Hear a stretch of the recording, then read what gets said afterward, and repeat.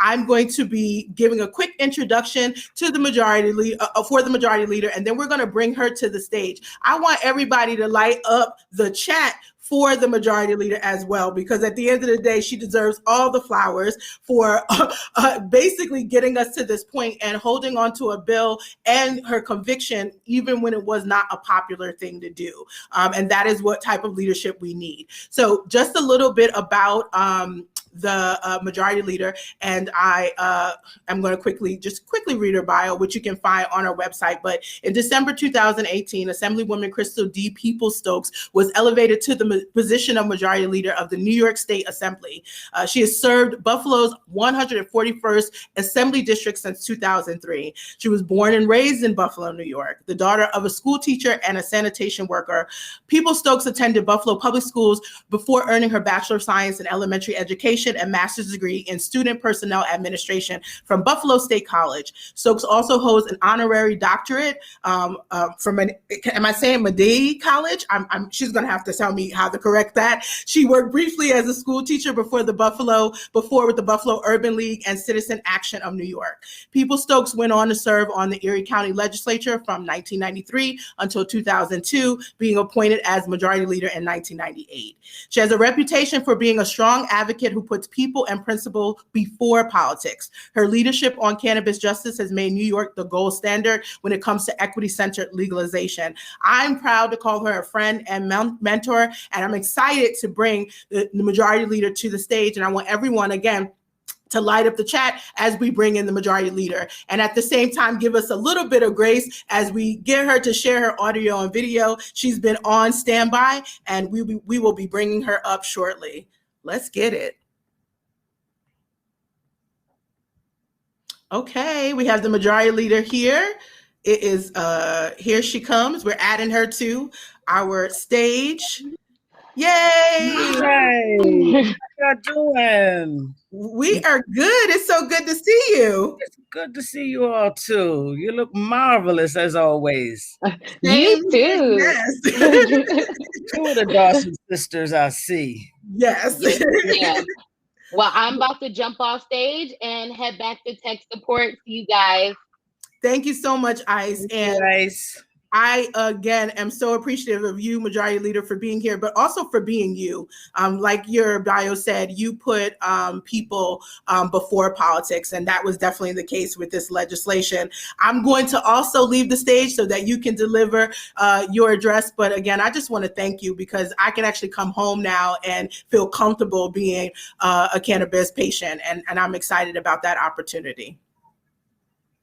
Well, thank you so much for having me. I'm excited to have this opportunity to speak to your listening audience all over the place. Yes, they're in the chat giving you all types of love as well. So I definitely hope that you get a chance to take a look at the chat when you can. But for now, I'm going to leave you the stage, and I will be back. You just let me know when you're ready. Okay.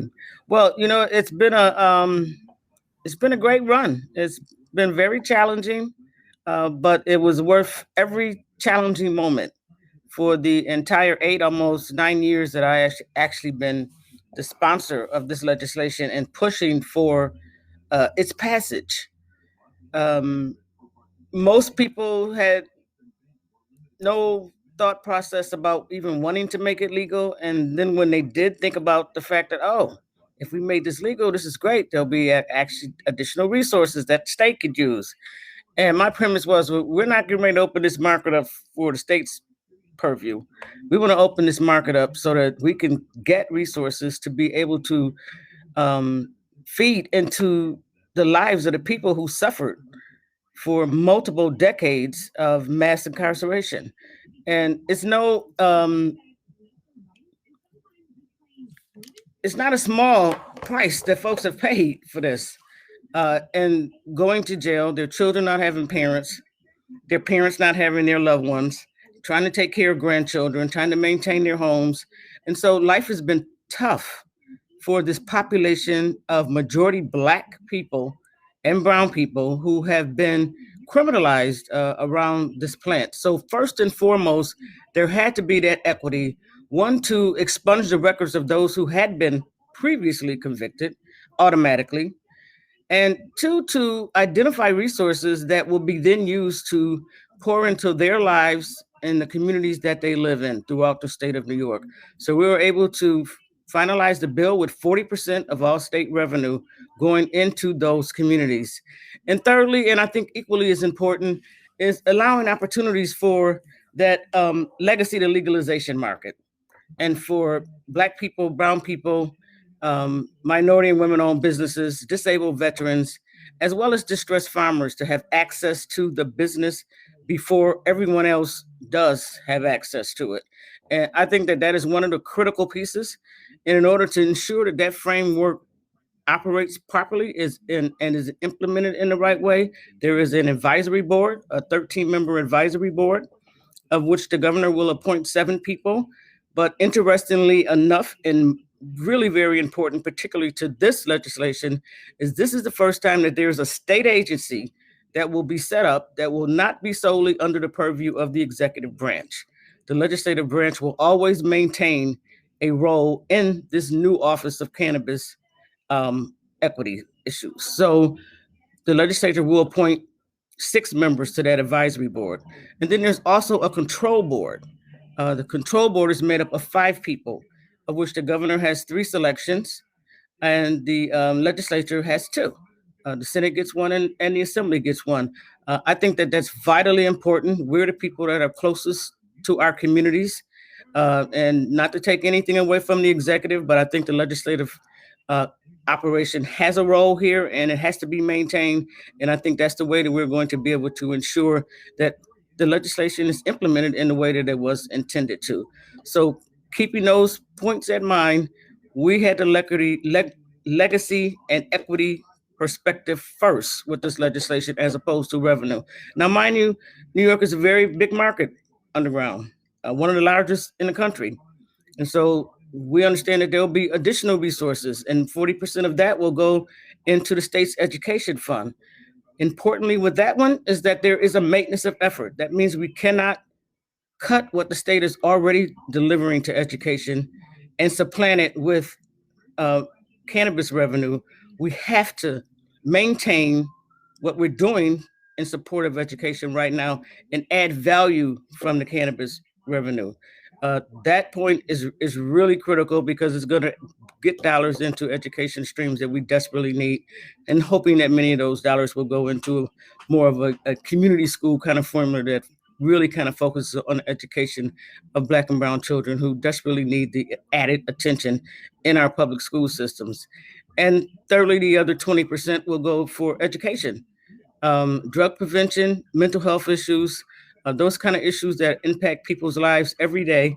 And quite honestly, there's a lot of education that needs to happen around this plant. It's been criminalized for 90 years. And there are people who are adult and people of color who don't think that it should be legalized. It's because that's all they've known is that it's been illegal and it's been criminal and it's been viewed as a drug. All of that framework, thought process, narrative needs to be changed. And I think that has to happen through an education process. And so that process will be included as well. And the other thing that I think that's really critical in this legislation that hasn't happened to any real extent in previous states and or countries that have legalized. And that includes Canada, which it would take me about 20 minutes to get to Canada if I left my house right now. So no one has really done a deep dive into trying to determine how much THC needs to be in your system in order for you to be an impaired driver. As you know, law enforcement, they're all over this, trying to find some reasons why it shouldn't happen. The DA community is all over this, wanting to think that they need to have some different access because they can no longer say, I smell marijuana and determine that there's a crime. They're going to have to go a little deeper than that. And they know that. And so there was a lot of pushback on not allowing them to say that they smell something and now they can pull somebody over, or determining that you're impaired by the way you look or by what they smell. You cannot determine someone's impairment from THC by looking at them or taking them through the regular little test that you would do on a roadside. And so we are putting resources in this bill to do the scientific study to determine how much THC needs to be in your system that would impair your ability to drive. From what we've looked at across other states, Normally, people who are using marijuana and driving, they tend to drive slower and be a lot more cautious. That is just a supposition that you can tell. But if we do the right studies and do the deep dives, there will be a point at which you can tell when a person is necessarily impaired. And I always like to liken this to the fact that when alcohol was legalized, there was no breathalyzer when that happened. But at some point later, there was a breathalyzer, and then folks were able to determine at the roadside that you were impaired and you shouldn't be driving because you had too much alcohol. So likewise, we need to do the same sort of deep dive into THC levels. And I think that, this is a different world. Innovation is stronger. The science is stronger. And I think we can provide the right resources to do the deep dive into the research and get the right answer for that, as opposed to allowing law enforcement to use their own supposition about what they think about whether or not a person is using either for medical reasons, smoking, and or edibles. And so that's a huge piece of this legislation. And I think in many ways, it helped a lot of people who were doubtful about what our intentions were with this, to understand that, no, this is serious. This is the right thing to do. And it's okay if we spend some time trying to really figure out what the real issues are here, as opposed to just thinking from our own emotional perspectives what it should be, and then basing a law around that. Clearly, in New York State, it's the law now, and it always has been. You can be arrested if there's an officer who feels like you are impaired. The problem is going to be when they get you to court, there's no way for them to tell that because there is no test to say what THC is too high to be driving. So it was a challenging effort. I had a very strong caucus. Very supportive. The Black Puerto Rican Legislative Asian Caucus is really strong on this issue. We pushed back for several years to stop our existing registered organizations who now are in the medical marijuana business from gaining access to additional dispensaries. They tried several years in a row, and every year we were able to shut them back and shut them down. You are going to have to get in line, just like everybody else, behind the equity businesses that we're looking to move forward in New York State.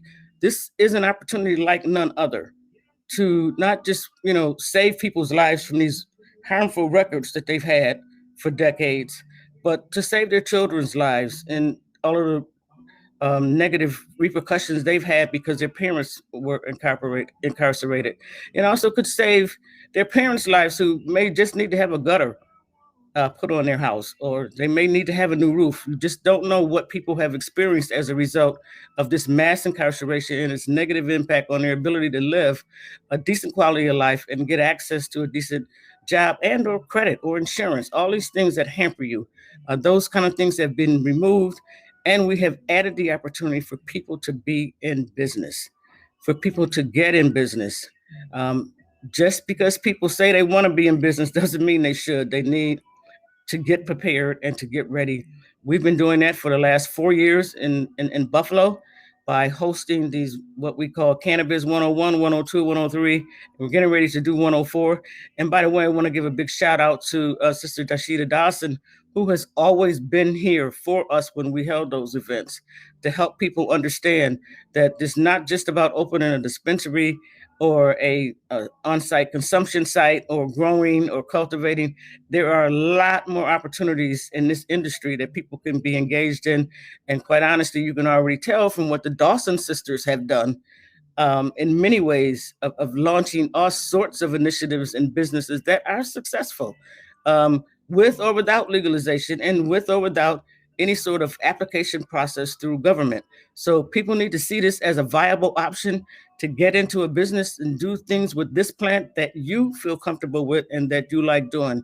Absent that, there will be 10 different licenses that people will have the access to get to. How that regulation will look, I can't tell you that now because we haven't even established the board yet. But if it's going to be anything similar to what has happened in previous states that have legalized, including Canada, it will take 18 months to 2 years to get that regulation in place and begin the process of letting applications be received, reviewed, and accepted. So I am totally excited about the whole process. I know that at the end of the day, this will create opportunities for people that will speak volumes for their future and for their ability to begin creating the kind of access to wealth that can be passed on generationally.